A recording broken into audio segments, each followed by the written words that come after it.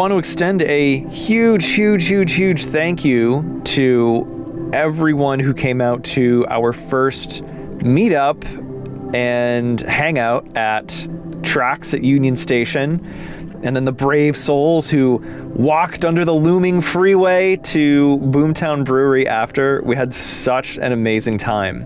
We're thinking we're gonna do seasonal events, so let's put our heads together and figure out what we want to do in the fall. Mega huge thank you and gratitude and shout out to V, who helped us with the meetup. V made our buttons that we gave out at the event, and in doing so taught me a lot about Adobe Illustrator and color space, because I've never worked with physical objects before and have only worked in Photoshop, which is apparently not great when you're doing physical media. And Ivy, who was an invaluable sounding board for putting this event together. So V and Ivy, thank you both. Other fun announcements, we got accepted to Los Angeles Comic-Con. We're going to be hosting a discussion called LA Transit in Pop Culture. That will be the weekend of September 26th through the 28th. Dates and times and room locations to be announced. I've reached out to some Nobody Drives in LA alums, and if you're interested in being part of the panel, hit us up, maybe on our Discord or our Instagram. We're figuring out the online thing. In today's episode, we talk with transit advocates Shelby and Anne Marie about stopping Lyft from taking over LA Metro's bikeshare program. Our guests today tell us why Lyft taking over is a bad idea and what we can do to fight it. Today we have transit advocates Anne Marie and Shelby. Anne Marie is a bike mechanic for the operator of LA's bikeshare, a union organizer with the bikeshare union TWU Local 320, an organizer with the Stop Lyft campaign, and a former co-host of Bike Talk. And Shelby is a transit advocate who is involved with DSA LA. And Anne Marie wants us to share that DSA LA has been a huge supporter and collaborator with Stop Lyft. If you're listening to this episode as it comes out, today is Wednesday, July 16th, 2025. Metro is having a meeting tomorrow on the 17th, and the bike share is on the agenda. But according to Anne Marie, they're likely just voting to approve an extension of the current contract. Metro most likely won't give their final decision on Lyft. There's another meeting on the 24th, however. We'll share links in the description if you'd like to get involved with Stop Lyft. This is also a rather leftist episode, so I think we're pretty open and clear about where we stand on that. You should have been able to surmise from our other episodes, but you know, we're gonna dive into it. And if you're interested in getting involved with DSA LA, you can get involved with their public events. Easiest way is to find their calendar, which is dsala.org/calendar. And you know, follow them on Instagram at DSALA and at Stop Lyft. Okay. Eric, how'd you get here? Well, so we're recording at my place today again. So I did work earlier today at my job, and then so I rode home on Griffith Park Boulevard, and it was a little warm, which that was the only, I was thinking about that. And also Griffith Park Boulevard is on top of a channelized urban stream, and I was thinking like how much nicer it would be if there was a daylit urban stream running alongside me instead of a bunch of cars. I took the scooter today, but today I lane split. A couple parts where there's walls of traffic, and you know, with your scooter or motorcycle, you can just wedge in between people and cut past all of the stop traffic. I felt like a god today. And yeah, that's how I got here. Anne Marie, do you want to start for our first guest, Anne Marie, how you got here today? Yeah, hello, I'm Anne Marie. I rode my cyclocross bike here. I took the LA River Path most of the way. It was very pleasant, a little hot because not a lot of shade, but yeah, it was good. It's maybe like 8 miles. I'm Shelby. I got here taking the Metro B line to the 182, which technically probably isn't the fastest way to get here, but my preference is always to take rail as much as possible. I just love like zooming under people as much as possible. So yeah, I took the B to the 182. And this is something I mentioned on hot days before. Sometimes like the 182 from the B line is a longer route for me than to when we were recording at Koreatown. But I was like, it was a hot day and I was like, I just want to be inside, whether it's on a bus or in a library, longer. I don't care how long the commute is. I just want more, comfortable temperatures. Yeah, definitely thinking about that today. It is a very hot day to be riding a motor scooter. And I thrifted a cycle jacket when I was in San Francisco, and I swear this thing is magic. When you're sitting there, it just feels like, okay, it's a light coat, but as soon as you start moving, it feels like you are sitting inside an air conditioner when the air goes through this mesh motorcycle coat. So I don't know what is going on to make that happen. It's not biodegradable. Definitely it's not going in the compost when you wear it out. Definitely not. It's going into biohazardous. It'll be buried with e-waste. Yeah, keep you cool in the coffin. Yeah, that's right. I guess with Silver Lake, I find that for a place that historically is so well connected, it is very hard to get here, at least from my part of town. It seems like, Eric, as a Silver Laker, you could probably wheel spoke out to just about anywhere. But whenever I have to go to here or Glendale, it feels like it just feels like there are some key connections that could make it a whole lot easier. I agree. I mean, honestly, if I were to move to Los Angeles all over again, I would probably want to move to Koreatown, just in large part based on walkability and it being a transit hub. And Silver Lake, yeah, it's okay, but a lot of the bus lines don't run with a lot of frequency, so I think it's better since next gen because the buses are getting you to trains more generally instead of other ways. Although I do miss the 201 bus, which was from here to Koreatown, Wilshire, Vermont station. But that was a great bus. It just didn't when they first started it, they didn't run it on weekends. And then when they expanded it to weekends, they were like, we'll run it till like 8 p.m. And I was like, okay, then that's when I'm going to dinner. Right. And then, so now how do I get home?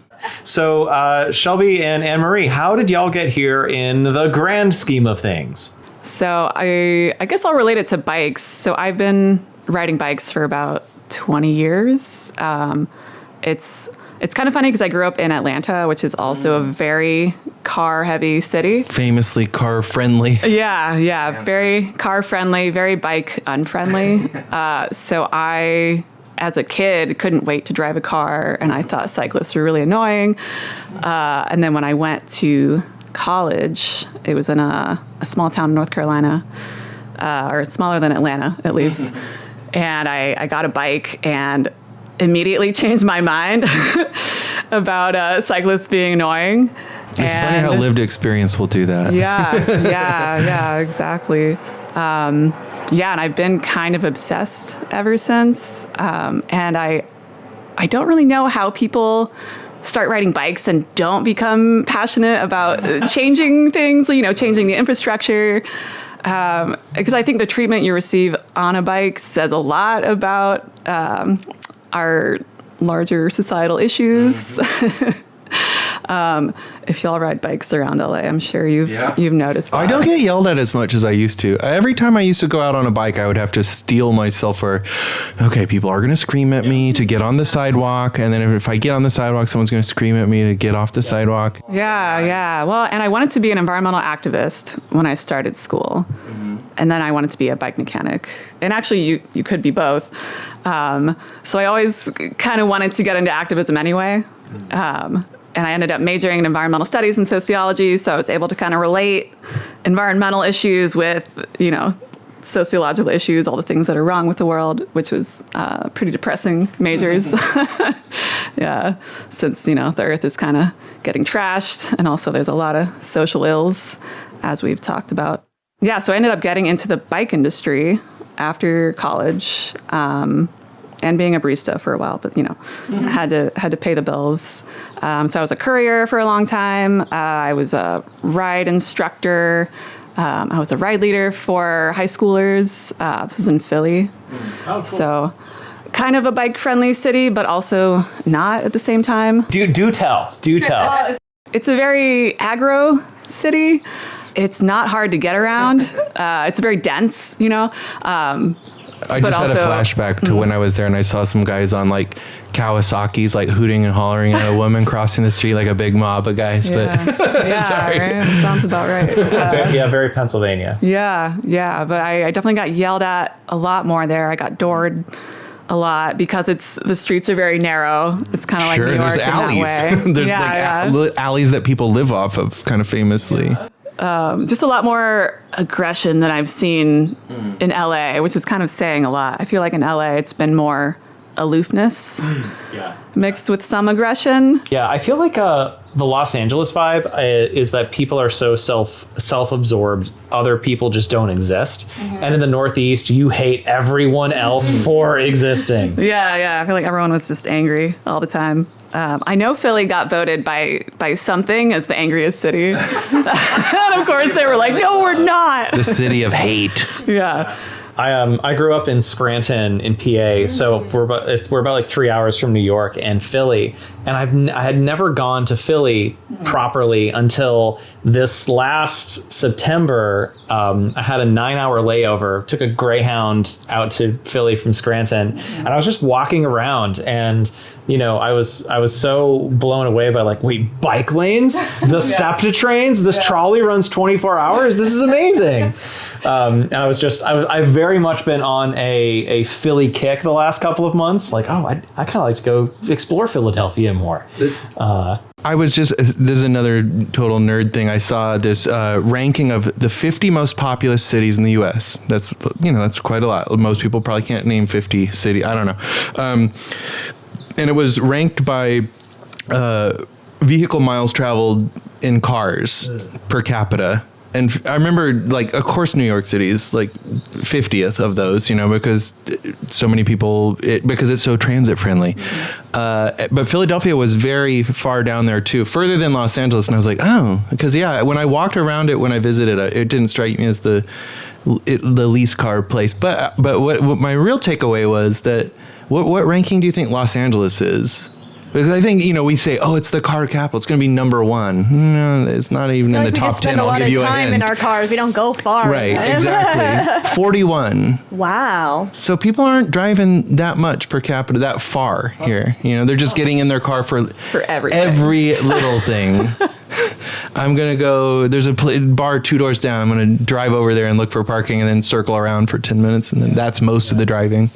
How about, and Brie, you mentioned off mic, rollerblading. Do you rollerblade around town at all? As transit? Roller skate. Yeah. I don't rollerblade. Oh.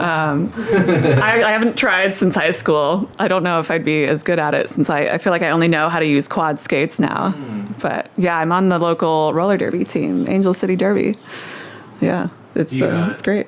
I know that sometimes I'll see people skating down the beach path or something, but like, can you use skates? Like, do people use them to get around? Like, yeah, some people do. I think you have to have a lot of cardio endurance for sure, because it's a lot of work to skate long distances. Our roads seem like they'd be too bad. Oh yeah, the roads are terrible. Unless you wanted to like jump on ramps over ficus roots and stuff. I don't love skating outdoors or in the street because the roads are terrible and there's, you know, cars everywhere and it just doesn't feel fun or safe. Things make it not fun. Yeah, but I think in a group it would be way more fun. But yeah, I prefer a nice smooth concrete surface for sure. And Shelby, how about you? How did you get here in the grand scheme of things? Yeah, definitely. In the grand scheme of things, I'd say that I've always been like a environmentalist at heart. I used to be like a low waste, fit my garbage in a jar vegan. And that was just like too much on my mental health. I went to policy school at Pepperdine, which is probably hilarious because I've ended up so far left of anything you may think of Pepperdine. But I took a class and I I learned how much Los Angeles was just destroyed by being so car-centric. You know, how many neighborhoods get ripped up for the freeways that don't go anywhere, how much time we waste in our cars. And then I moved to Koreatown maybe 3 years ago. And after spending 20 minutes looking for parking at my bank only to get a $300 parking ticket, I vowed to never drive in Los Angeles again. And I literally never drove in LA again. I am a member of LA's chapter of the Democratic Socialist of America, DSA. And that's like where all of my transit advocacy really lives. I met a lot of like-minded transit heads. Most of my friends don't have a car and they also don't drive in LA, which is really fun. Because if nobody has a car, then it's like, okay, well, why are we going somewhere that's not off a line? You know, like we're going somewhere that's off of one of the rail lines. You guys need to figure it out. Pepperdine is kind of famously not one of those places. Right, like Pepperdine is so like, and even it's got this big, vast manicured lawn that if you ever like go up there and you're like, what do these rocks say? And they're like, get off our lawn, basically. Yes. Yeah. Yes, There's they rocks do. spaced around that say like, this is not, and I'm Private like, oh my property, God, this is yeah. just a fallow lawn. It's not to be used by anything. It's just for aesthetics. You know, Pepperdine used to be located in South Los Angeles. Mm-hmm. Yeah.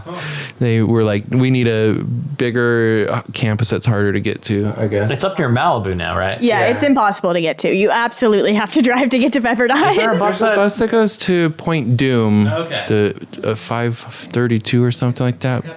Yeah, exactly. And then from there, like walk along the shoulder. It's fine. Oh boy. Famously, no one ever gets hit and killed by cars on Pacific Coast Highway. Yeah, super safe stretch of PCH right there. We don't need all those improvements that people are pushing. They're trying.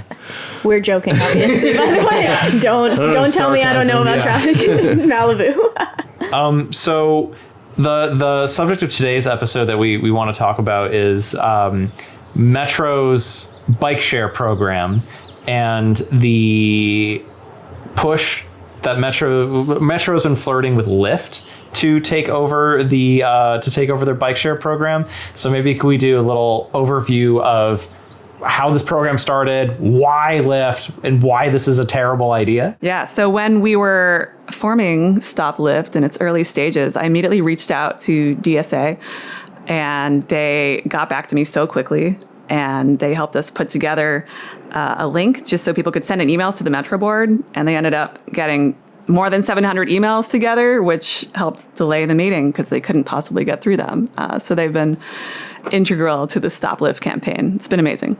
Well, thanks, Anne Marie. And I just say on our end, you know, it was an easy decision for us to get involved because organized labor is like so integral to everything we do, and publicly owned accessible transit is so integral to us. So we really appreciate when our labor partners will reach out to us and we're able to lend our people power, which is, I think, something that we have a lot of strength in. So I'm excited about our continued partnership, and I'm bummed that we have to keep fighting Lyft. Oh, yeah. So I work there. I fix the bikes. They get very messed up, as you could imagine. So job security, which is great. The program has been around for about 9 years. I think we're about to celebrate our 9-year anniversary, which is amazing. It's always been operated by Bicycle Transit Systems. So it is publicly owned and privately run. But in this case, it works. It's great. It's a unionized company. I helped organize the union, and I'm a shop steward there, which is also amazing. Lyft has a lot of their bike shares are unionized, but it was in spite of them, or they bought a contract and happened to inherit the unions. So it's on a contract which ended, or it was supposed to end a few years ago, and Metro kept delaying the process of picking the next operator of the bike share. And then last year, so early 2024, Metro finally announced they had made a decision, and they wanted Lyft to be the next operator of Metro bike share. And we were all pretty taken aback, because we have been running the bike share for the last, it was 8 years at that point.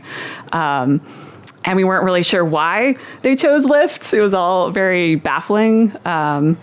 So we ended up forming, we being it was a group of, community activists and union members, myself, and just friends who care deeply. We ended up forming a group called Stop Lyft that kind of just ended up being the name of the project, or I should say the name of the campaign. Very straightforward, just to let people know what was happening and why they should care, and giving people information on why we don't want Lyft. Because I think a lot of people are like, oh, it's cool. They give us rides. I love, when I can not drive a car and get picked up, and it's awesome. But they're actually a really awful company, turns out. I think part of the thing about Lyft is that people are like, I thought Uber was the one we hated. So or don't we love Lyft then? They had mustaches on the front of their cars. Yeah, I've noticed that when there's wage theft settlements, usually Uber has to pay out more. And usually Uber spends more money on propositions that undermine public transit or, prevent contract workers from being classified as employees. Yeah, what was that proposition? There's people that can always remember what the... Prop 22. Prop 22. That was the one where it was like worded in a way that... I mean, they're doing that now with the minimum wage for like tourist people. Don't you get me started. They are tricking people into voting against, like voting in the exact opposite of way of what the intent of the voter or signature person is doing. It's so up. Didn't we also vote for something to have like clear messaging in? I'm sure we did. because there's the one that my neighbor and I always joke about is the kidney dialysis thing. And I'm like, I want people to get dialysis. I don't know if they need it. I don't understand what I'm voting for here though. And so that's why I think a lot of people just look at endorsements now. It's like, you're like, since they're making it my job to vote on every single thing, I'm going to turn to someone I trust who will tell me how to vote on every single thing, because doing your own research on all that stuff is impossible, except for judges. I still do that because nobody knows anything about the judges. And as we see now, sometimes they go very high up and they're terrible people with bad analysis and interpretation of law. Yeah. It is a mystery for sure. I guess I would counter, Eric, that having grown up in a state that doesn't have elections on ballot measures and on propositions, the local elections, say in rural Pennsylvania, or even I guess Scranton is almost a city.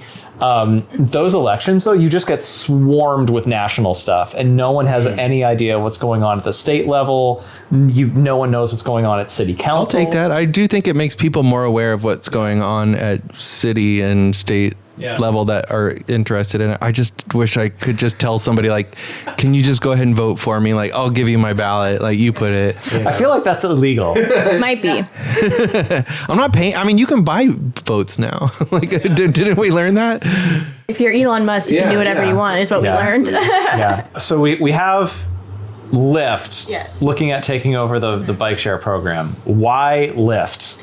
Yeah, I can tell you why the Metro board seemed to be on board with Lyft in the document that they had shared with us at this most recent, I guess not the most recent, the May Metro board meeting, when they had kind of just out of nowhere basically awarded, it seemed that they had awarded Lyft this contract. Lyft posted on social media like, we're so excited to be expanding into Los Angeles, and we're all wait a second. We're honored to receive. Yeah, we're like, we didn't see any vote on this, like what's happening. So the Metro board the subcommittee. Yeah. The Metro board just kind of tried to push it through, which is what they did last year. And last year we were able to stop them by getting hundreds of people to write in letters. We had a big group of us that showed up at the meeting, and they literally opened the meeting. They're like, okay, we know a lot of you are here to talk about Lyft. We're not doing it. It's like the contract vote is not happening. We need to think about it further. And that's kind of sort of the same thing that had happened. But Metro is interested in expanding the bike share program, and also one of their big goals was offloading ownership of the equipment. Like Anne Marie was saying, it's publicly owned but privately operated right now, and they want Lyft. If the contract had gone forward as written with Lyft, Lyft would be the one that owned and maintained all of the bikes and the equipment used to charge the bikes, for example, which means that Los Angeles citizens are paying Lyft to basically borrow bikes for them from an extended period of time instead of actually investing in equipment that would be actually ours. And I have noticed that I feel like a lot of the Metro Board decisions lately have been with the eyes of the World Cup is coming and the Olympics is coming, and how can we, as quickly as possible, build up an infrastructure that can support millions and millions of people in our city, basically. And in their eyes, Lyft was a really good option because they had previous relationships with big venues like SoFi Stadium, for example, that would make it easier for them to put like bike share like stations at big venues like that with the Olympics in mind. And then the like analysis that Metro had put forward also said that Lyft has the ability to leverage like existing partnerships and corporate sponsorships, and talked about sort of like using the bikes as ad space that would bring in revenue for the program in general. Which wasn't allowed. You're not even allowed to do that.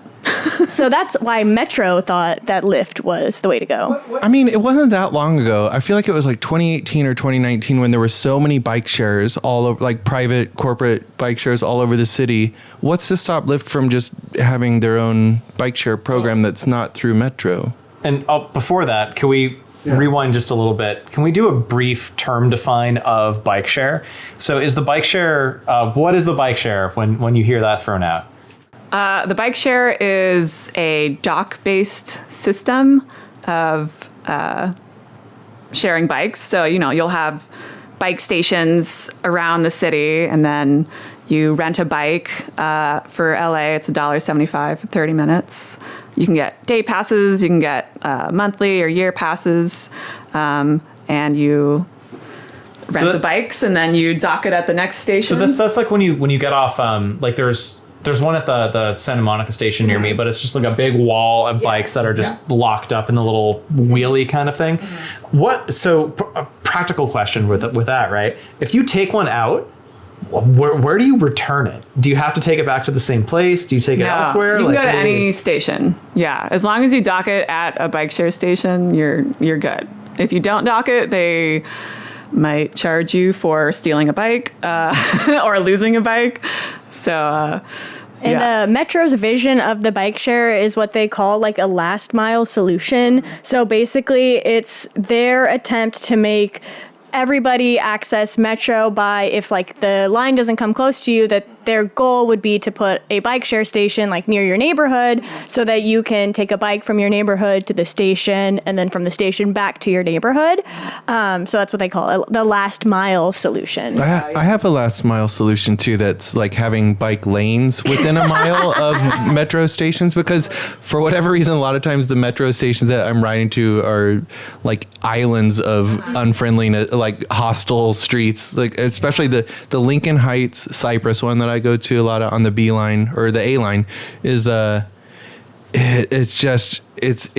there's a freeway off ramp right by there, and so anytime you're riding by freeway off ramp, it's hellish. Yeah. Ideally, bike shares should be a part of public transit, and it doesn't seem to be considered that. It's kind of an afterthought in LA, at least. And Lyft, being the operator of that, would only make it worse, right? Because Lyft's business model is to get people in cars.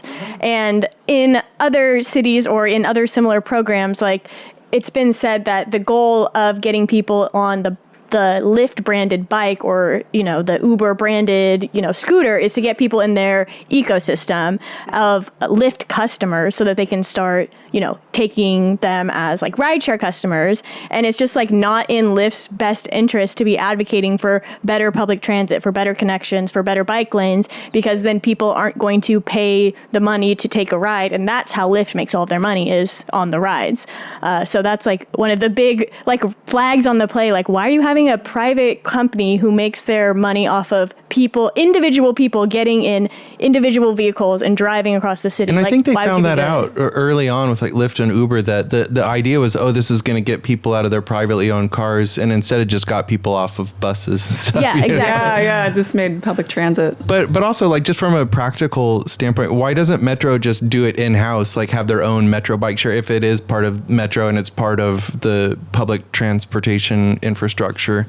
That's a good question. I'm actually not I didn't sure. know that until I asked someone at some kind of I think it was a Cyclovia or some kind of open street event, and there was a Metro bike share tent, and I said like, is Metro doing this? And they're like, I don't know anything about that. And I was like, wait, you don't know about, it's about the regional connector. I remember and they were like, they didn't know about, and I was like, you don't know what the regional connector is, but you work for Metro? And they were like, we don't actually work for Metro. We work for, the Metro bike share, and then that's contracted. And I was like, oh. Yeah. They subcontract a lot of their work. Okay. So, but also, back to whatever happened to all the like corporate bike shares that were dockless, that were I remember like it was like right after scooters came out, and there were scooters everywhere, and then it was like I would just see rows of red bikes just on sidewalks and stuff. Like, if it's, I don't like, is there a reason that Lyft doesn't just do that? Be like, we're gonna have. They were in Santa Monica, and then they withdrew all their bikes from Santa Monica. I think the reason that like this is different than those like other bike shares, first, LA's fare of like $175 for 30 minutes is very cheap. If you'll go to other major cities, some of my comrades will say that they're tourist traps, the bikes are, and not actually geared at like helping people get around. Yeah. So I think that that's something our system does really well. As for why Lyft would want to go through Metro, they're able to put these like docking stations in places that they might not otherwise be able to, because Metro around the stations, for example, like owns that property.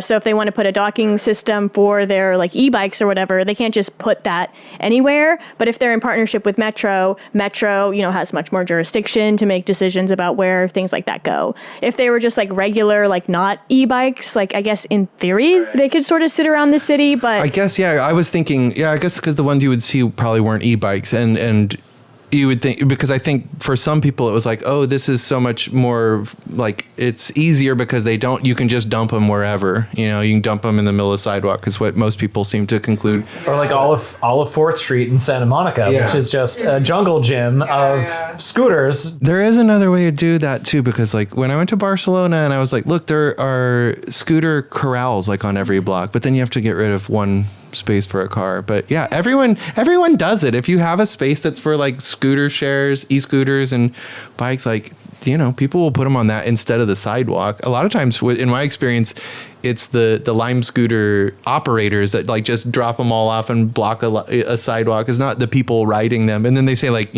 never ride on the sidewalk. And it's like, well, that's where it is. But don't ride in the street. Get it, just lift it off and then carry it out of the sidewalk. And always wear a helmet on your scooter. And I'm also just curious from a consumer standpoint, like someone using a bike share, what does Lyft promise that it would be a better experience for riders somehow? Do they? I mean, allegedly, right? Any corporation is going to say that they're going to do it better, right? Their spiel is that they claim that they did really good like community research and was like, on the ground talking to people about what neighborhoods could like use it better. But like in my perspective, why would we switch to a corporation when there's an operator that's been successfully running our program for so long? Like, why would we trust a corporation who's not based in LA, first of all, who like doesn't have the experience running it, to say that, just to trust us, you guys, that will be better for the community than the people who have been doing it is just like very suspicious to me. Like, okay, sure, mega corporation, like whatever you say, you guys don't have the best consultants, you guys don't have the best people like, researching and writing these things and like trying to decide the best way to like convey your case, like that's how Lyft makes more money, is by convincing more local municipalities that they need this system of Lyft. They've done it in like 60 countries or something. Is Lyft making money now? Because for the longest time, I know like Uber and Lyft were just like losing. It's just all venture capital keeping them afloat. It seems like it's like someday we'll figure out how to turn a profit on our operations. We're talking about timeouts for getting back to places with Metro and the like. As we're recording this, the LAX Metro Center just opened up. Mm-hmm. And I've been complaining on the podcast for a long time now about how the Big Blue Bus only runs from 6 a.m. until roughly 11 p.m.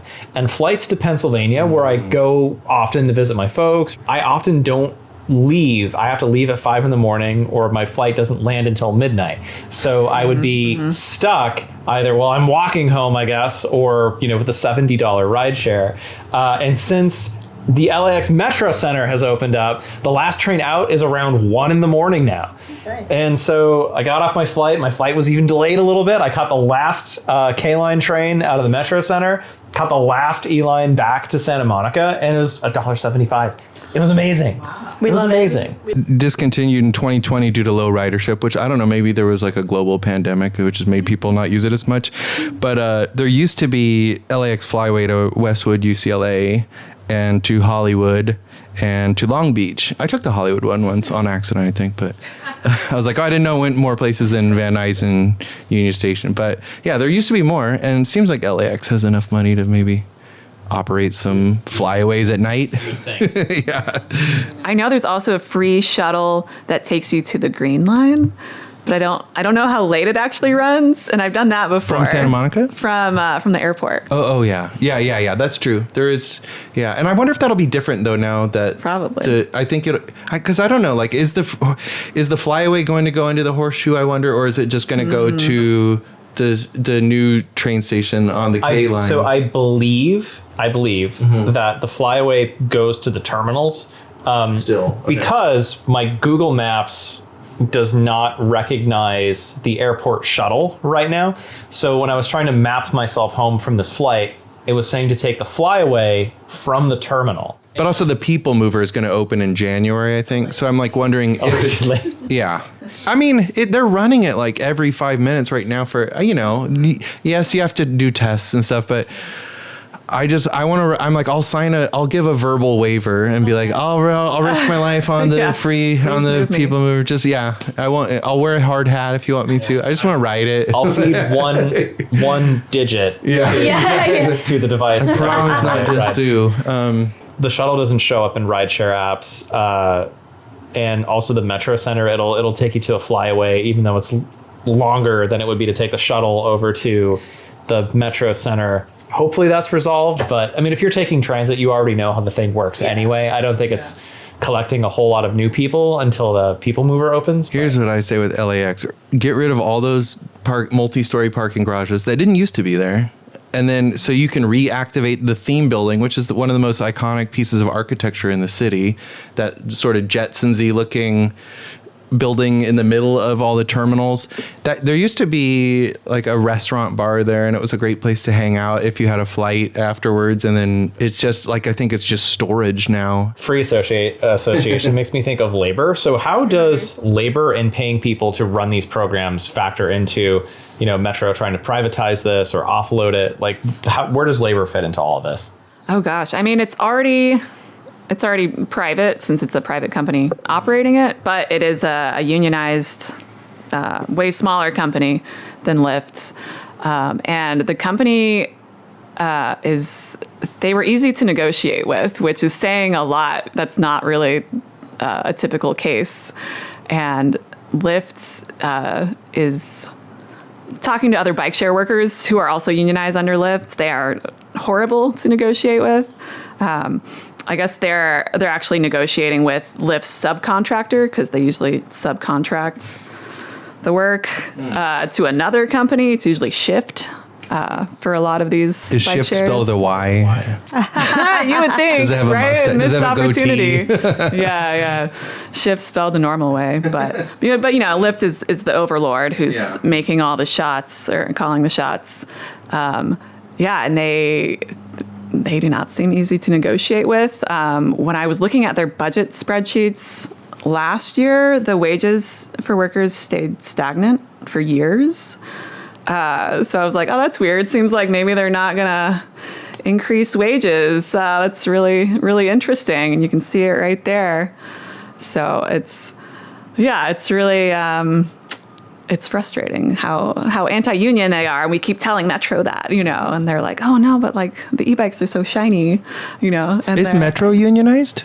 There's lots of unions in Metro. And, the initial Metro, assessment of this and, their outline of the goals for the bike share, one of the, key indicators of success would be, it says, living wage and worker retention. So in theory, it means that they should, keep workers like Anne Marie on staff and keep them at a living wage. But Anne Marie, you can correct me if I'm wrong on this. Your union contract is about to expire towards the end of the year, right? Yeah, December. Yeah, so Lyft saying that like we're going to keep this contract with the workers means very little because they would come take over the system and in a few months this contract would not be like in time anymore and they would have to, go up negotiating against Lyft like Anne Marie was saying. Yeah, the argument I was making a lot last year when we were fighting against them was that they said they'd recognize our union, which sounds really great if you don't really know much about unions, but they weren't going to recognize our contracts. So that was an argument I kept making. So this year, Lyft was like, oh, we're going to recognize their contracts and keep the workers, and so that sounds really great. But yeah, the contract is about to expire. So we're still going to have to negotiate with them. As someone who doesn't know a whole lot about unions, right? When your contract goes into negotiation, is that a normal part of the process for this stuff? And two, is that what eventually leads to stuff like the film industry strikes that were going on the last couple of years? Like, what's the pipeline from negotiation to everything's halted? Yeah. I mean, if you reach an impasse with a company, well, I should rewind a little bit. Even though your contract expires, the company still has to abide by that contract while you're negotiating, which is good. Though I should say Lyft can afford to pay fines for unfair labor practices, and they can afford to pay court fees for, if they're brought to court for unfair labor practices. So that's also a thing that I'm sure they know. But yeah, so yeah, when you're negotiating, you're still following what the contract says, but a company can kind of stall for time. They can claim that they're bargaining in good faith, which they're supposed to do, but they might, reach an impasse and say, no, we absolutely won't agree to this proposal or this proposal or this proposal, They might not want to budge on anything. So that's when you have people going on strikes and withholding their labor, which I think is, the strongest tool that we have. But, even if you go on strike, they could hire temporary replacements to take your job. Or if they hire permanent replacements, you'd have to get on a waiting list to get your job back. So it's tilted in their favor in a lot of ways. Do you have any sense that Metro is taking these considerations seriously and that they're like, okay, maybe this isn't great? Like, is there any good news about that?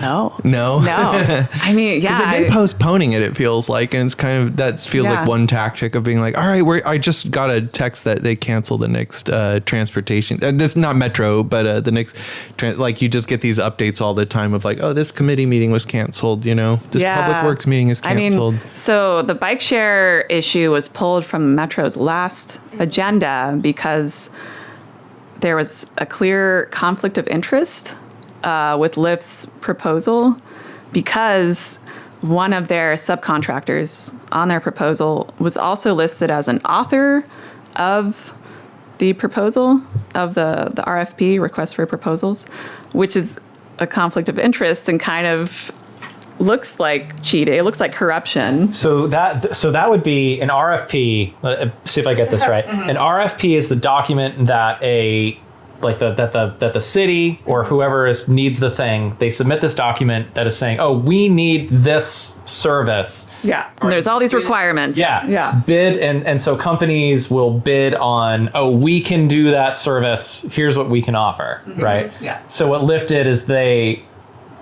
like helped write that document.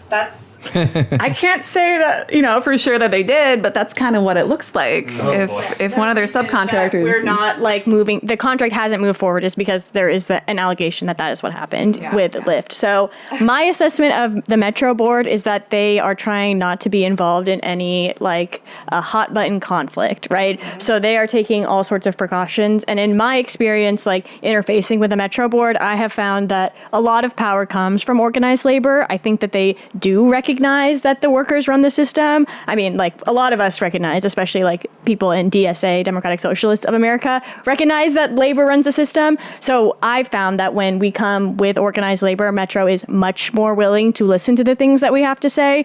They value the opinion of riders for sure. But when we're all, standing up in solidarity with the workers and acknowledging that like you guys are potentially could be mistreating the workers or treating workers unfairly or going against like the union in general, they seem to really really take those like considerations, at least enough to like pull things off the agenda and stop like pushing things through. One of my big like issues in general with the metro system is how it's like not easy to understand, like as a member of the public, not like the trains, but like how it all operates. You know, it's like county supervisors. Well, are maybe overseeing the yeah, metro we can board. talk a little bit. Who Yeah. is the metro board? Are they elected by us? Are they metro users? Are they bus riders? What unholy portal were they summoned through? The Metro Board is like a conglomeration of county supervisors, mayors from like smaller cities, mayors of Los Angeles, Karen Bass sits on it, and then other additional people that the mayor appoints, which is to say that some of them are elected, some of them aren't, but they're not directly elected by us to oversee the Metro Board.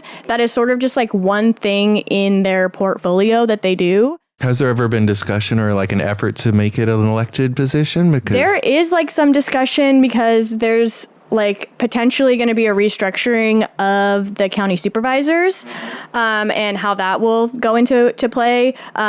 DSA LA would probably like to see like a more direct election of at least some of these members. I will say on this one, I do want to have a say on the vote. Yeah, because it's I have just opinions about really it. hard to influence or, you know, get your perspective across when, you know, a lot of them aren't regular users of the No, system. I mean, there's definitely people that were at the train station opening that I went to that they probably still didn't take Metro to that. They did have like a special train load full of people to come with, you know, for the giant scissors and right. But you know, they're not taking Metro regularly. Yeah, and like, so like the decision on the request for proposal, the RFP, right? That Metro put out asking for somebody to do this program.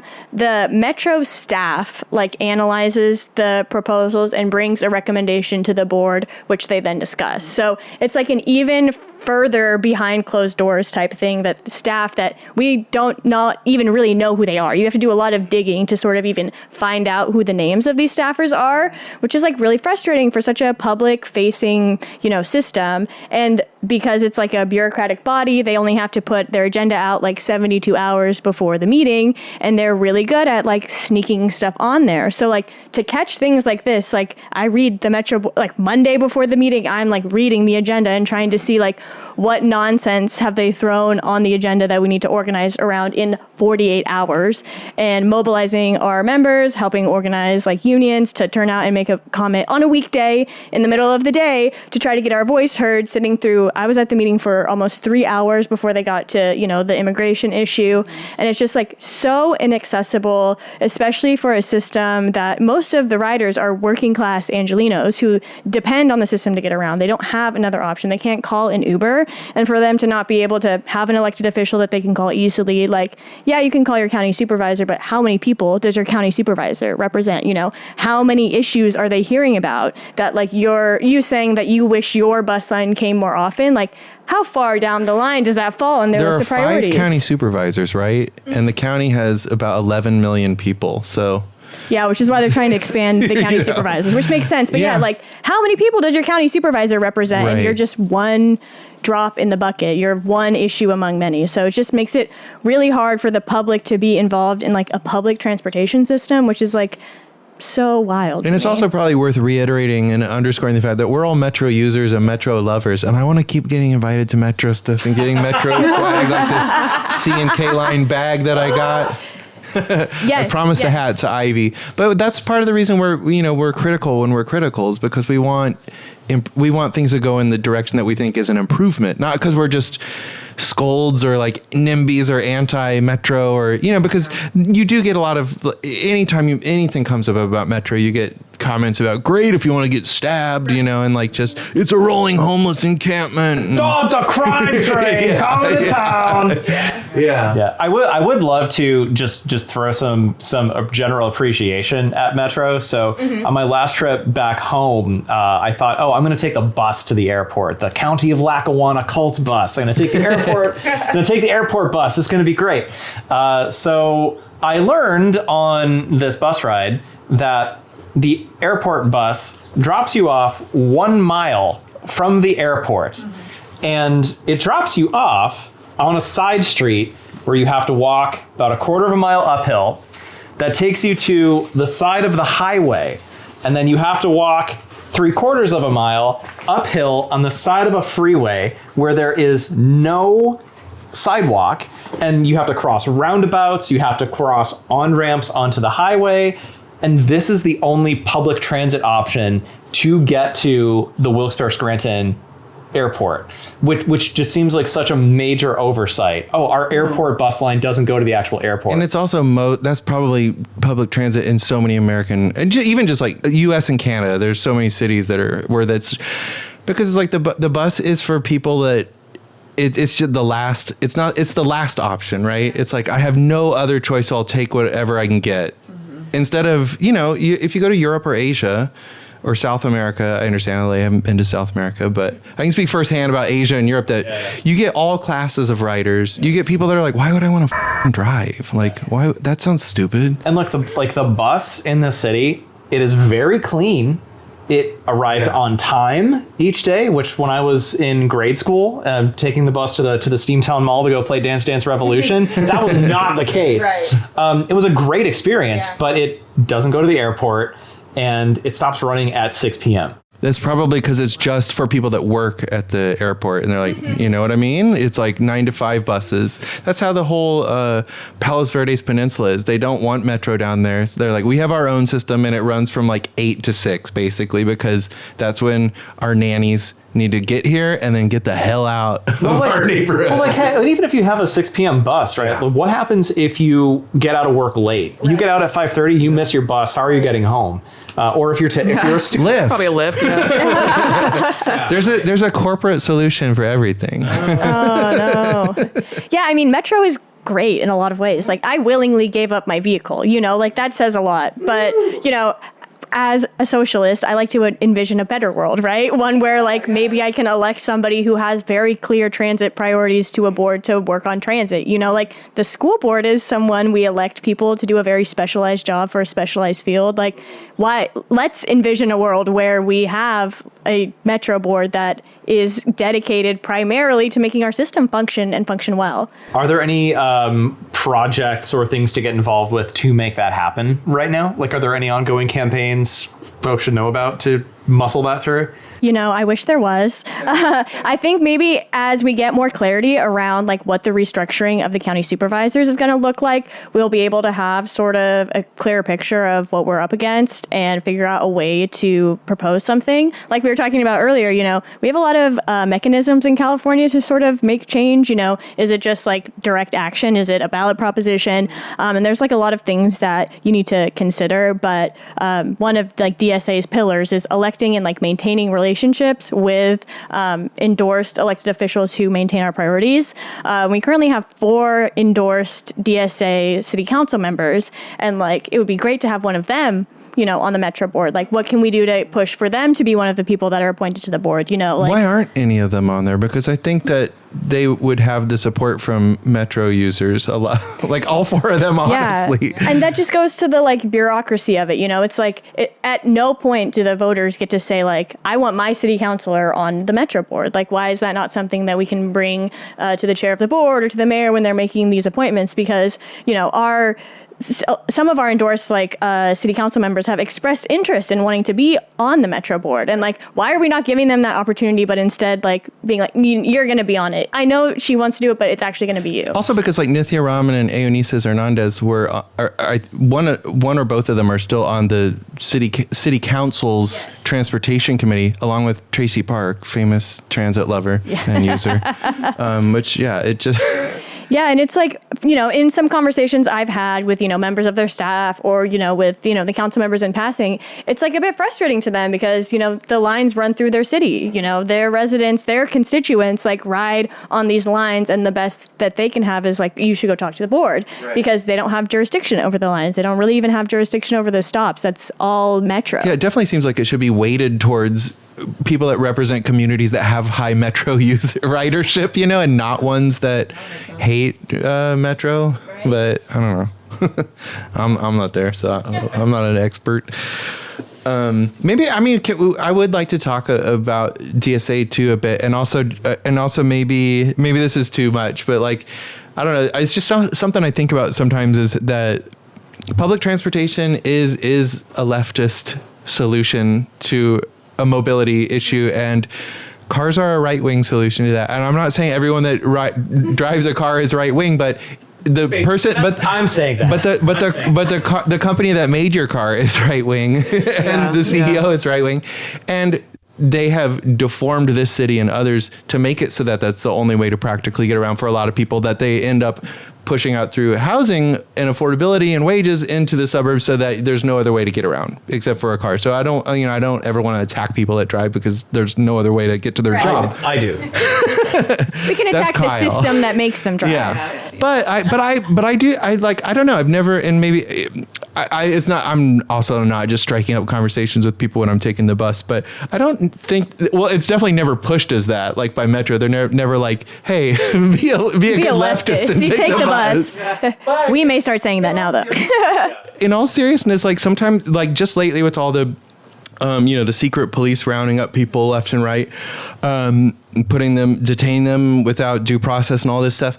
Like the buses, we mentioned that ridership is down and stuff. And I feel like, and maybe this is just too kooky, but I feel like it's kind of an act of solidarity to not just go out and patronize businesses and to be in public spaces, but that also includes being in public transit, because the more people that are on public transit that look like me, who are probably not going to get rounded up by secret police, it gives some kind of cover, I would think, for people that, because like the last couple of times I've been on the bus, it's just the other two people have been like, I don't give a for everyone that's like, well, they broke the law by just being here. It's like, have you ever driven over the speed limit? Because that's the same kind of thing. And every single person that's ever driven a car, including myself, has gone over the speed limit every single time they get into a car. Yeah. Or have you ever rolled through a stop sign? Yeah. Yes, every stop sign. Yeah. That's what I thought. Yeah, exactly. Yeah. So stack of questions. Yes. We have what is DSA-LA? What is being a good leftist? Leftism and transit. We got to talk about Mamdani.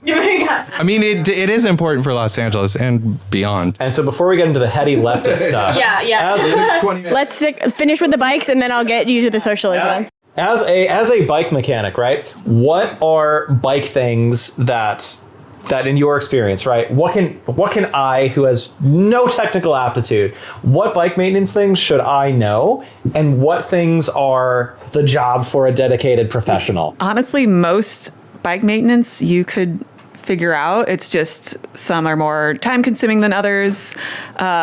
Repairs can get complicated for sure. But I definitely think you should know how to change a flat. That's like I would my say number one. I would agree. You should know how to. Yeah. That's probably my number one. Knowing how, well, this one's easy.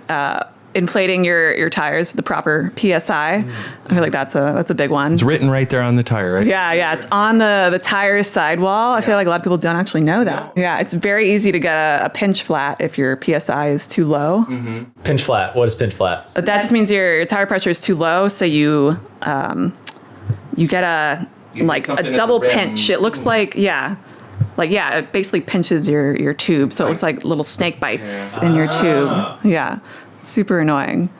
You should know how to clean and lubricate your chain. That's and do it regularly, not just when you're bringing it to the shop because you don't want to be scolded for never doing it. But I think something like overhauling your hubs or your headset. You can learn how to do it, but it's also what is that? That's really just taking them apart and greasing them. What is a hub and a headset? So the hub is the center of the wheel. It's what the spokes are attached to. And then the headset is what attaches the handlebars to the bike frame. Oh. Yeah. So like if your headset comes loose, that can be really dangerous. It becomes wobbly. Dissuade anyone from biking because it sounds like it's too complicated. It's not. It's actually very easy to fix. How about tuning your derailleurs? That one, it takes a little more knowledge because usually you have to set your limits and you have to learn what limits are. I feel like that one can be easy to mess up if you're just like twiddling with the bolts on there. So that one, I think it is helpful to go to a mechanic and they could even show you.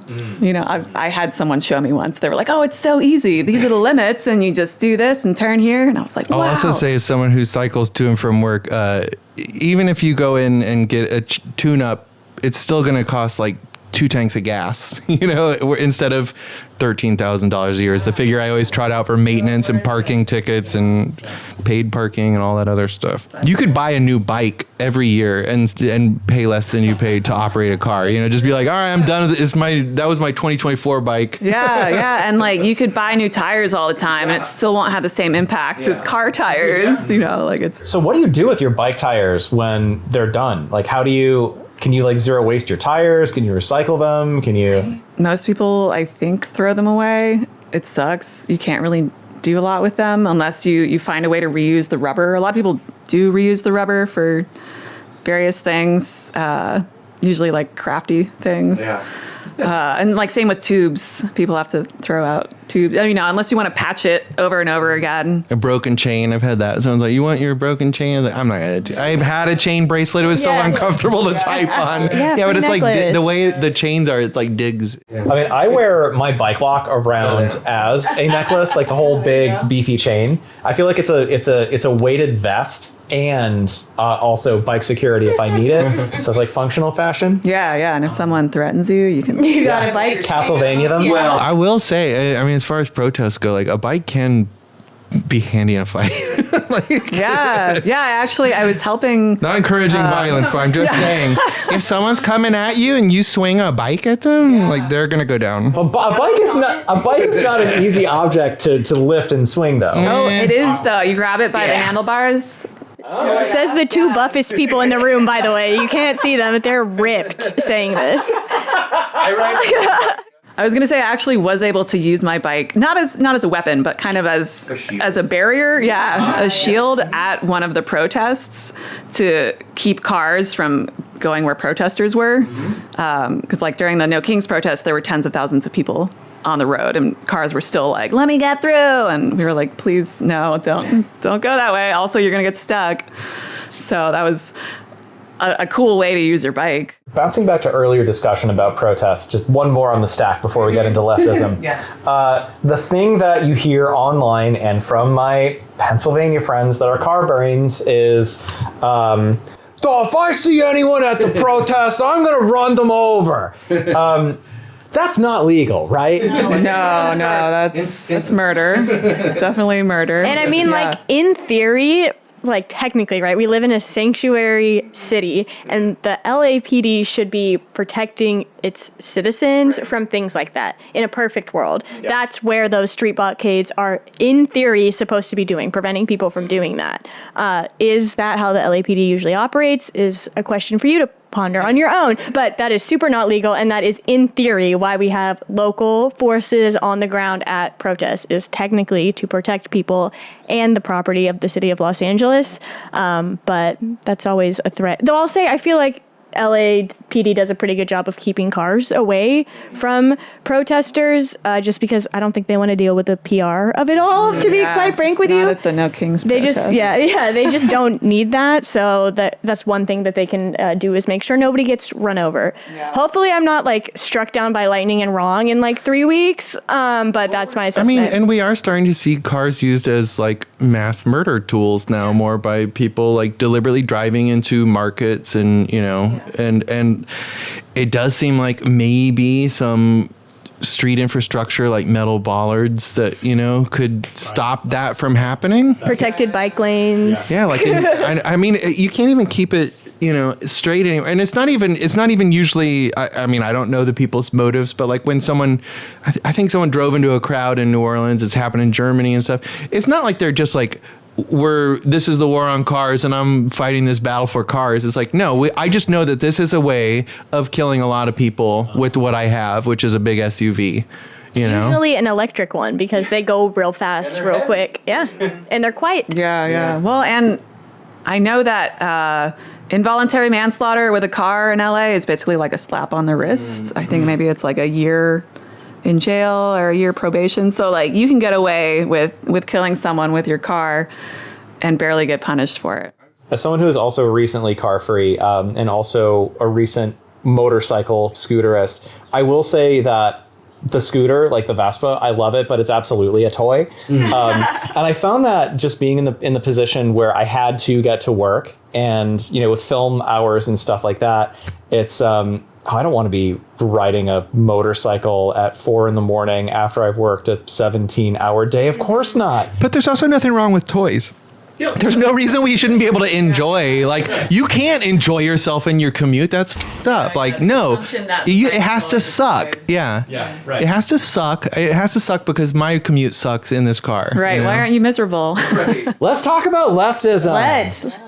I guess I can start with the like big picture leftism in case anybody is not familiar with it. Though I do feel like a lot of people who are transit minded have at least encountered People like, that are leftist listening ideals. to this show will know, but that when Trump says that Biden is the radical lunatic left, that it's like, I don't think he's actually a leftist. My grandfather will probably listen, and I think he needs to be reminded. So Yeah, so in general, I see socialism as the clear solution to capitalism. The socialism is rooted in giving power back to the workers who are the ones who create value in society. Billionaires, corporations, the owning class, they're not the ones who create the actual value. It's the people who are fixing the bikes, it's the people who are driving the buses, it's the people who are making our goods, and they should have a bigger say in the way that we run things.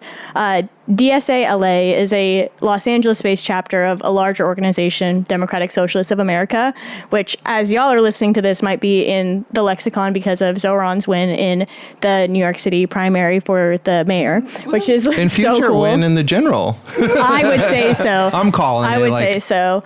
Yeah, and like if anyone has encountered, him online or anything, he's a really good mouthpiece for, I think, what like democratic socialism in particular values. I mentioned it a little bit earlier, but like it's particularly in LA, one of our like pillars of change is, identifying people who can and will run for office who embody socialist ideas and are not afraid to be a mouthpiece for our movement, endorsing them, helping them get elected, and then maintaining a relationship with them is part of it. And then the other pillar of what we do at DSALA is people power, which is what I think our greatest strength is. Maybe Anne Marie will agree that we have some pretty good people power. We can turn out quite a few people. We send in hundreds of letters, to the Metro board. We do a variety of activism and organizing work in a variety of topics. It's not just climate change. It's not just public transit. It's education. It's healthcare. It's housing. It's rent control. And all of these things work together to actually, create a system that is by workers, for workers. It's just, it's equitable. It takes into account, people and groups that have largely been overlooked, displaced, torn from their communities, and tries to put them and what they need most, like at the center of all of the work that they do. And, in general, that's sort of what we push for as socialists, and particularly in LA, to take our many separate struggles, sort of identify this common enemy, which is billionaires, the capitalism in general, put a name and a face to it as much as we can. It so helps to be able to be like Elon Musk, Jeff Bezos, local people, when we're able to point the light on them and just like take them out of the system, because all they do is sort of like extract from us, from workers, from our environment, for their own selfish gain. And we find that when we can center workers and we can center labor, we have so much success, because that's what draws pretty much every single person together. We have to work to pay the bills, to live the life that we want to live. And we want to make sure that you can live a life that you enjoy living in an environment that supports you, with air that you can breathe, with water you can drink, with school you can afford to go to, with healthcare that really cares about you, just by taking so much power away from a few people who have been wielding it for way too long. So I guess a little more of a term define, like let's say for my hypothetical grandfather who might be listening, when in environmental circles and in leftist circles, people will talk about justice and equity a lot, but it might not be immediately clear what those two words mean. Can you term define justice and equity? Yeah. So I think to understand like justice in the environmental sector, particularly in LA, I feel like that is like a really clear way I can talk about it, is to think about the injustices that communities have suffered. So what communities had to get their houses torn down to build a freeway, and what communities have the freeway now going through their neighborhood. That's an injustice to those people who had very likely been living here much longer than a lot of us, who had their roots down and who just a group of people who weren't them decided that it's more important for a freeway to go through their community than for them to have like clean air. That's a reason there's like 3 or 4 freeways in Boyle Heights and none in, a lot of West Side neighborhoods. Yeah, that's why it's like impossible to get to Malibu because... And also why some places like Malibu are cities because they didn't want to have trains going through it. So they were like, we need to become a municipality so we can stop more public transit. Yeah, so environmental justice is like righting those wrongs and fixing the things that, we have as a society have allowed specific groups of people, specific neighborhoods to suffer at the hand of our rapid, ravenous expansion. And equality and equity is about creating a future that's better for everybody and making sure that every neighborhood has clean and safe water. And the two go together because, like we're talking about, some of these cities that are unincorporated cities who advocate for their own interest, areas like Malibu that's just like obviously an upper echelon of society, they have a lot of the things that we're advocating for. So they don't need more clean air. They don't need more clean water. They don't need better, sidewalks. And we need to be instead investing that energy into communities that are suffering the consequences and doing what we can systematically to make things better. So, like I'm saying, freeways that go through the communities, children and families that live in those areas have higher rates of asthma. So environmental justice is making sure that they also have medical care and can access the things that they need to, mediate the negative impacts of all of that capitalism has done to them, to generations of families in these areas, and just doing what we can to create a better, more just economy for everybody that works for everybody, with workers and particularly people who have dealt with injustices in mind. Can we talk for a second just about, because some people will be like, what's wrong with capitalism? Growth is good. Like growth is how we do better. And socialism is authoritarianism. It's grim. It means everything's garbage and that there's no choice and they'll point to, whatever. This is the prime socialist example. Back in the 1910s when Joseph Stalin came over to Slovakia. But to those that, can't see clearly that capitalism is like at the root of the problem, first, that's by design, right? Like these companies don't want you to think that they're the problem. They come in and offer solutions like Lyft did. We care about Los Angeles. We care about the community and we care about public transit. We're bringing you bikes. So that's something that you have to combat. It's easy to villainize the S word socialism, by pointing to times that it didn't work or extreme examples. But things I would even say that were done in the name of socialism. And then you're like, is that really socialism? I don't know. Like, I mean, even just talking, the whole branding of everything that the Democratic Party does, which is a neoliberal center-right party for most of my life, saying that that's socialism. But then if you say like the post office. Yeah, the library. Exactly. Yeah. We already have a lot of socialist things. Yeah. And people don't even realize it because they don't know what the word means. Yeah, and I mean, there's like the general socialism, right, which is like an ideology that, drives us to do things. And then there's DSA, which is an organization, Democratic Socialists of America. And I think what separates or, draws distinction between our organization and the socialism as a whole, we're an entirely member-funded, volunteer-run in Los Angeles organization. So that means there are no outside interests that dictate anything that we do. We literally take, I'm not even kidding you, a show of hands vote before we make decisions. And we have to, have a majority of people before we decide to do things. And that collective democracy is like really powerful. It's like, for so long at the federal scale and even like in state and local politics, it a lot of the times feels like your voice and your vote like don't matter. But like DSA really does value like everybody's opinion, and we'll sit and we'll talk for 4 hours about something and then sit and have a show of hand votes. And it's been really eye-opening to me because a lot of the times I come in with opinions and my mind has changed because my comrades who have lived experience tell me their lived experience, and I realize that I'm so wrong or I'm coming from a place of privilege. I've never considered their angle. And I say that to say that we don't have like a necessarily like big top-down view of like 12 million little tiny things that we have to do that will make socialism perfect. We have this guiding ideology of centering workers, centering their voice, listening to each other, and truly, truly valuing democracy. And being like 100% funded by our member dues allows us to do that in the ways that even like, nonprofits, for example, can't, because sometimes they rely on grant funding or they need a donation from a larger organization to keep running. And we're just like, 1,000+ people meeting in parks and random places and figuring out the best that we can. But we don't need, more money always allows you to do more things. If anybody in a capitalist society, sure. Yeah. If any really rich person wants to join DSA and like pay a huge amount of monthly dues, we could do a lot of things. But all of that, They would corrupt it immediately. it potentially could corrupt it immediately. But it's not a political party, right? It's a politically minded organization, right? So we do endorse candidates. But you don't run people on a DSA ticket. They usually will run on the Democratic ticket party line because it's hard to be a Democratic socialist. It's still a scary word. A third party is almost impossible. And it was the Democrats that came after Ralph Nader harder than anyone when he tried to run a third party on some leftist principles. He got sued to get off every ballot. And it was like, why are you... because we saw the endorsements of Andrew Cuomo.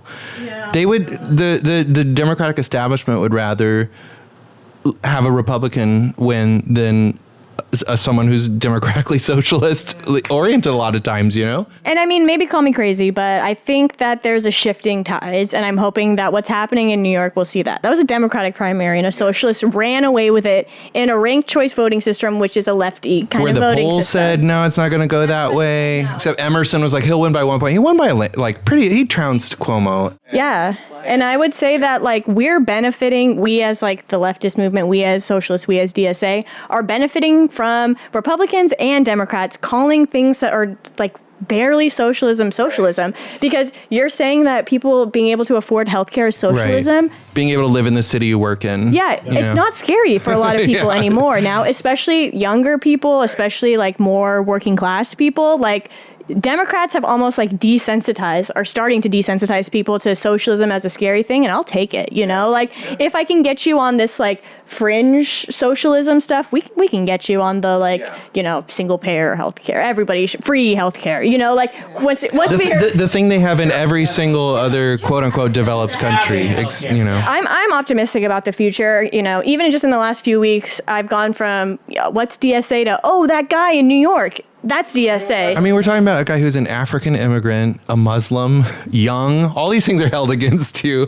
Democratic socialist, South Asian. All these things are that a lot of people don't want to say out loud are triggers for them as to why they wouldn't support, and that's why they try to paint him as anti-Semitic because he thinks that Palestinians have a right to exist in the place they've lived for thousands of years and not be wiped off the face of the earth. I thought that. But can we talk about because I know a little bit, I've heard some of his transit, part of his platform is about transit stuff, about making it easier to get around without a car. And, because right now Eric Adams is on the warpath, trying to get rid of e-bikes and criminal, make it so that it's a worse offense if you do anything in a bike than if you do it in a car, basically. Yeah, and my murder machine. I would say that my hope in all of this, right, the more things come to the front of discussion, I never even considered that I could ask to shut down the roads in front of the schools, is motivating a new person to become politically engaged, politically active, and politically vocal, because for too long it's felt to me like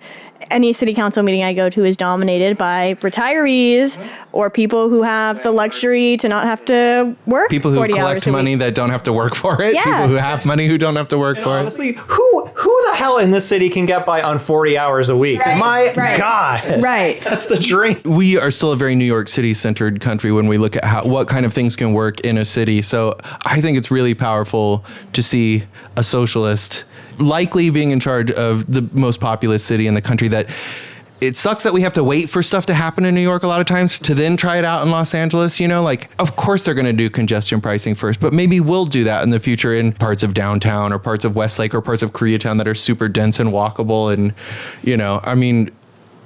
but that is the way it is. And so that's why I think it's worth paying attention to things that happen out, in New York City still. How do we get more people elected like that here in LA? Yeah. I think first and foremost, just desensitizing people to socialism is a scary thing has really been helping. Ever since 2020, we've had what we call a Bernie boom. We're hoping to have a Zohran boom. Because DSA has been around for how long? 61, I think, something like that? It's been around for a while. The LA chapter hasn't been around as long. the more members that we have in DSA, the more people who now have a friend who's in DSA who's been sharing socialist ideas with us. For a long time, we have like a voter guide that goes out, and people are starting to realize, wait a second, like DSA actually is recommending positions that I agree with, and they're articulating things in a way that makes sense. And I'll say as our organization has grown, our people power has grown, we've been able to have really big impacts in a lot of different sectors. And people start to candidates court us now, they want our endorsement. It means something to them. And we run, good campaigns for our candidates when we endorse them. Like when one of our members signs an endorsement petition, it's not just saying that I think that this person should be elected. We ask them to commit to volunteering for that campaign. And they do. We knock thousands of doors for our candidates. For Isabel and Eagle Rock, we knocked something like almost 10,000 doors for her. And we do good work because... And she ran against an incumbent. She ran against Kevin De Leon, a very powerful incumbent. It helped that he was an easy enemy for a lot of people. A scumbag. And I'll say the DSA difference when we do stuff, especially when we reach out on behalf of candidates that we're trying to get elected, which we think is an important pillar of political power, is our volunteers really give a shit, if I may. If people paid canvassers, are good because they're getting paid to do a job, but nothing is as powerful as saying some of our elected officials are legitimately DSA members. I see them at our meetings. They don't just say that they believe in socialism to get our endorsement. They are at the meetings. They're raising their hand to vote for things. They are giving their opinion. And it means a lot to us to be able to knock on the door and say, I personally know the person running for city council, and I fully believe that they mean what they say. They are dedicated to lowering the rent. They care about making your street safer because they're one of you. A lot of the times they came from a more working class background, and our volunteers fully believing in our endorsed candidates because, again, a lot of the times they're our comrades. We want to see them succeed. Makes a huge difference at the doors, and people can feel that we care. People can feel that we're building a movement that they can also be a part of. A lot of times candidates don't offer that. You can knock doors with us, but when you elect one of our endorsed candidates, you can also join our organization and continue to have that back and forth relationship with them that we do maintain with our endorsed elected officials. We are in regular contact with their offices. We plug in where we can. We help them out. We've been helping them out in some of the districts, handing out red cards with Know Your Rights information, watching Home Depot corners. We are a community-driven organization. We are a community, and we're a camaraderie, and that shows in, I think, every single piece of the work that we do. And I think that that's how we start to elect more people, is by more people being friendly. It doesn't necessarily have to be DSA, I guess, but I would love to if more people would join DSA, because I think that we're doing great work and we have a message that lands with people. But just being involved in your community, paying attention to the issues that matter the most to you. And most of the time you'll find out that you're on the left. If you care passionately about changing the status quo, you're on the left. It's a lot easier of a position to just be I don't know, I think all people have an inherent value. Right. Right. Yeah, human rights is a thing that I believe in.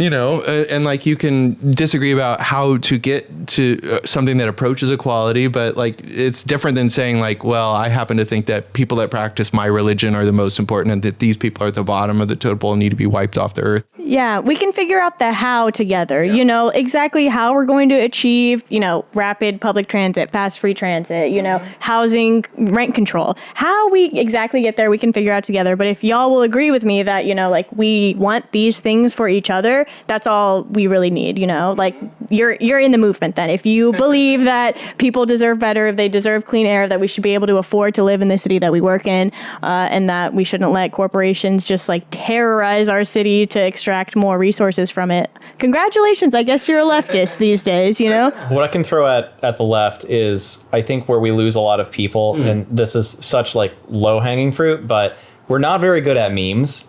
And conservatives and the right are very good at memeing, and I think they get a lot of people just because they're meme lords, and that is something we have not effectively figured out how to do yet. Unrelated to memeing, though, I would say that if you are, maybe you're one of the, bajillion Democrats in LA that is trying to figure out what is going on in the next election cycle, look up DSALA's voting guide. It is a veritable tome of information. and they do not shy away from context. And if you want to understand what this stuff is, down to like every individual race, here's who's running, here's the context around it, you will learn everything about that. DSA's guide, they're also very clear about internal bias about that stuff. I'm paraphrasing here, but you'll see stuff like, hey, this is an establishment thing, or this is like not really a lefty kind of thing here, we can't endorse it, blah, blah, blah, blah, blah. And it's just very transparent. You know, wherever you may be on your political journey, it is an invaluable tool for figuring out any of the million races going on in LA County. Looking on DSA's page, trying to figure out who is in charge of what and stuff, like last names aren't used a lot of times, and there aren't a lot of pictures of people. Is there a reason for that? And if there's a reason but you don't want to talk about, we just won't include it in the audio. Yeah. I'll just say it a lot of the times comes up to personal preference. We're talking about not a lot of people are super friendly to DSA a lot of times. It's not always like, super visible on our website and stuff, but if you are seeking somebody, you will find a person who will meet you for coffee. But most of it is just, it's sometimes hard to get a job if you, label yourself as socialist. I think that's worth leaving in. I think that's good to know, because if somebody might say like, oh, this is too, they're hiding behind it. Why don't they're open about it? But it's not because like we as people are like not proud of the work that we're doing, or we don't want to be accessible to people. It's because corporations don't like socialists, and we have to work in corporate America. Yeah, people will using Google the corporate Google, and they don't want, a lot of our comrades don't want the first thing to come up to be like co-chair of DSA, all corporations should be out of Los Angeles committee. Right. Hates capitalism. Yeah. Oh my God. You'll also just not get hired and not know why. They don't have to tell you when you're applying for a job. It's like, well, we did a search on this person there. But yeah, if anybody like who is listening is like, I'm really interested in X, Y, and Z or in DSA and wants to be connected with like a person who does that, definitely just like reach out to our organization. How do people reach you if you want to be reached, or if that's a role you want to have? Yeah, I mean, the best way to like just like get in touch with DSA, you can follow us on Instagram. You all just DM'd us. We have multiple people who read through our DMs. We have like an email address. Each of our specific like committees, if you will, has an email address. Like our housing one does, our climate justice one does. I run the climate justice committee, so I can share that email with y'all if people are interested in getting in contact with us. That's really the best way. We're email people. We are on Signal as well. But yeah, I would say, fill out an interest form on DSA. You don't have to like join the organization to participate. Most of our events are public facing events. We want to meet new people. We want to expose them to our socialist concepts. So I would suggest that if somebody wants to get in contact with DSA, they go to our calendar, they look for an event that's interesting to them. The Climate Justice Committee, we do monthly public socials at bars, which is a really easy way to come meet us. See, socialists drink. Socialists, we drink a lot. They're not stern. We are not. We will be talking about politics the whole time. But yeah, there's like a lot of ways to meet us. And once you meet somebody in person or get in touch with like an individual, you'll find that you know so many people in the organization. You can get really plugged in to the work that we're doing. So yeah, come to an event. We're super friendly. We love to meet new people, and we love to talk about socialism. Okay, I think that's a good answer. Now maybe we can get to your final thoughts. If you oppose Lyft getting the contract to run Metro's bike share program, how can you get involved in that fight? Yeah, so you can follow the Stop Lyft Instagram. We keep it updated with what's going on. We also have an email form petition that I can share with you that all you got to do is like put in your name, your address, so you can show that you live in LA. And it will send an email to all the members of the Metro Board and the recording secretary at the Metro Board to, register your opposition. They do take them into account. Not once, not twice, but 3 times we've gotten the Metro Board to shy away from the plan that they were trying to make because we flooded their inboxes with over 100 emails. So that's the easiest way. And then requires a little more effort ways to make a public comment, You're totally allowed to do that all the time. Even if it's not on the agenda and you got some time to kill, you can make a general public comment at the end of the meeting to just register your opposition. And why do they have the public comment at the end? Yeah, right? Well, we know why. We know why. But I'd really recommend following DSALA and Stop Lyft on Instagram, because we're the nerds that are reading the Metro Board agendas as they come out, and you'll see like, okay, Wednesday, you need to make a call in. We'll have a link that you you can sign up on, and we'll send you all the information you need to call in. I'll send you a sample script. I'll send you the number. If you want to meet with us in person, there's usually one of us there at the meeting, and you can go in and make a comment in person. But that email is the easiest thing to do. It takes like 10 seconds, and it does make a difference. They do get annoyed. They do see the comments that come up. They will mention, at the last meeting they said, ACT LA sent in a bunch of letters. Which and it also gives them coverage with. to do the right thing sometimes too, Right. because they're like, well, I don't know. So often people in positions of power, like, I'm just used to getting yelled at, and it just takes a few more people in the right direction to be like, well, I don't know. I wish I could do what you're saying, but then these people are pushing me to do this, so I have to respond to them. They're my constituents. It works. And a wrap-up question we ask most of our guests is, if you had a transit magic wand that, wave your magic wand, something happens. What is your transit magic wand item? I'll tell you mine so that you can think about it for a second. As I rode home today, it's warm. It's not too warm, but as I was riding down this channelized stream, first of like daylight, some urban streams, but also just tree canopy on a street. It's like hot when you're riding in the middle of the road. I think that's honestly one of the reasons cyclists ride on sidewalks sometimes, even when there are bike lanes, because it's shady on the sidewalk, and a lot of times there aren't people on the sidewalks. But yeah, just make it a little more comfortable. I am still riding the thermals from the LAX Metro Center opening, and me being able to get home on a train at 1 a.m. now. So I'm so excited about that.